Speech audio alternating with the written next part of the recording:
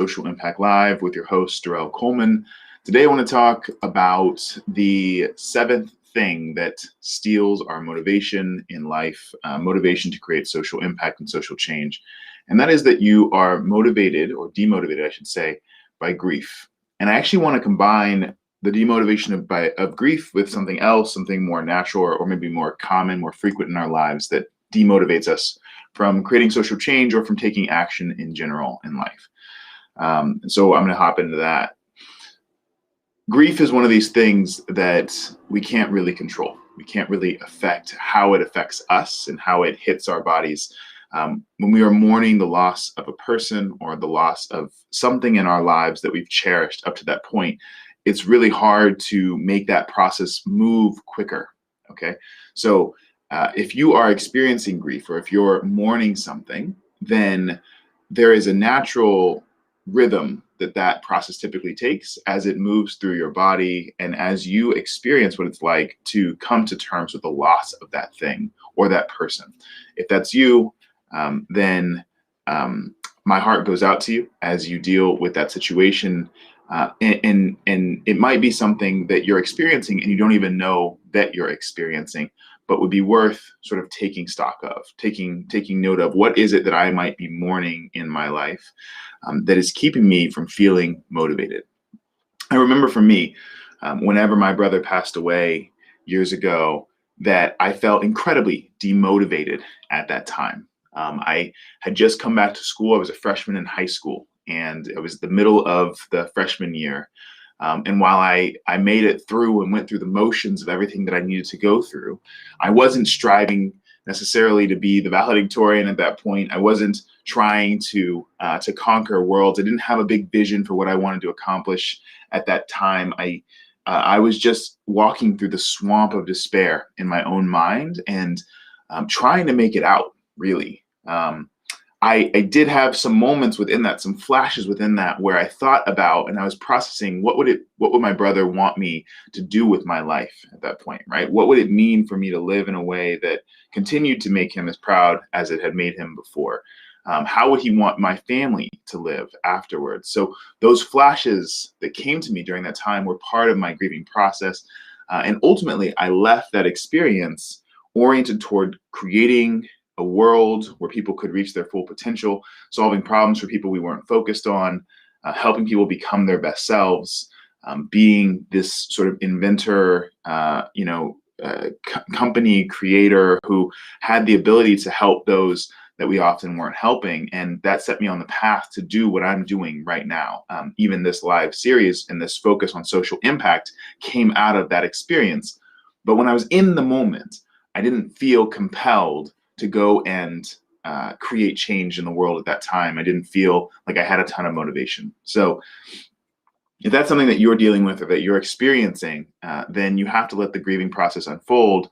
But as you're in it, reflect on what it is that's coming to mind for you. Reflect on what that could mean for your future. Know that there is a future for you, and and take note of what it is that you might ultimately be grieving, in its entirety. So that's one aspect that I wanted to talk about. One thing today that I wanted to talk about that steals motivation. The other thing, though, that I think is related to that, and it's not related in the origin of where it comes from, but it is related in how it can feel in our bodies, is that you may be motivated, or demotivated, I should say, by a lack of sleep, a lack of restorativeness in your life. I've been through periods of time where I have been just so tired. And I think we live in a world right now where we're chronically sleep deprived. But I've been in these spaces where I'm so tired that it's just so hard to want to do something. And I noticed this with all sorts of things, but I started noticing it when I had a kid. Whenever I had my son, I have my son, and he's 15 months old now. So over the last 15 months, I've noticed this sort of trend. We have a tradition or a routine in our family where I will get up and I will take care of him in the morning when he first wakes up, which either gives my wife a little bit more time to sleep or gives her time to prepare and go off to work. She's a physician, and so she has hours that sometimes shift around. She's a resident, actually, so she's got hours that shift around. But what I would find is that when I would get up to take care of my son, it'd be 5 a.m., 6 a.m., I would have different levels of energy, different levels of motivation around how I would play with him, how I would interact with him. And a lot of this was brought on by the quantity of sleep that I had had the night before. If I had had good sleep the night before, then I woke up and I was like, let's do this, Cairo. I'm ready to go. Like, let's go play, and I could give him all of that energy. But there would be other times where I would just be dragging every single day in the morning, and it would feel like I really needed something to get started. We would have some food together. The food might help, but either way, the quality of those days were different. And so there's this dragging feeling associated with grief, and there's a dragging feeling associated with a lack of sleep. And so I wanted to submit both those to you today as possible reasons for why you might feel demotivated to create social change. It might be that you're tired, that you work a job that you put a whole lot into and you don't get a lot of sleep. It might be that you work a job that's not super fulfilling for you, and you come home at night and you watch a lot of TV instead in order to sort of escape from the reality that that's not really what you want to be doing with your time or with your life. It could be that you have a family and that you find that you're only able to carve out small amounts of time for yourself to really restore and rejuvenate. And so you stay up late, either watching TV or browsing the internet or scrolling through Instagram or whatever it might be, in order to feel like you've separated and had some time for yourself.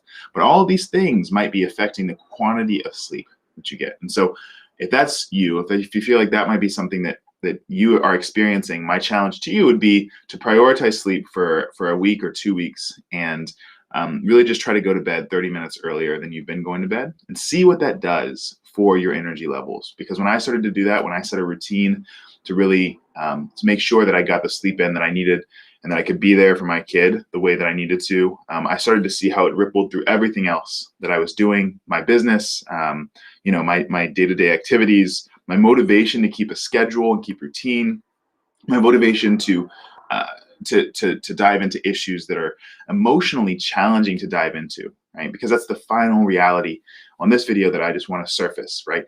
Social impact is an emotionally challenging space to enter. It requires empathy, requires understanding. It requires us to dive in and care about the needs of other people. It requires us to wade through the many different perspectives and opinions and positions that people in society have about whether social impact should happen, or whether those people are worthy, or does it really matter, or what's the proper intervention, or what are the outcomes. All of those things sort of come to the table, and it takes energy to deal with that, right? So getting some sleep and being able to use that sleep to say, well, now I have a greater store of energy that I can then direct, might be a benefit to you. All right, if this resonated to you, if you feel like you're experiencing grief, or if you feel like it's sleeplessness that is demotivating you, I'd love to hear from you in the comments. I'd love to hear any comment, even during the live sessions. I can actually see your comments there as well. So if you have something that you want to share, I'd love to hear that. If you find that there's someone else who wants to do social impact, or has been talking about that for a long time and just hasn't seemed to get started just yet, please do send this video to them, or send any of the videos from this series to them. I'd love to have them as part of the community. I'd love to answer any questions that they have. I'd love to help them become the social entrepreneur or social innovator that they want to be, so that the world can benefit from the gifts that they have. And that's true for you as well if you haven't followed or subscribed to this channel. All right, that's what I've got for you today. Welcome again to another episode of Social Impact Live. I'll be back tomorrow with the next episode in this series to help you create great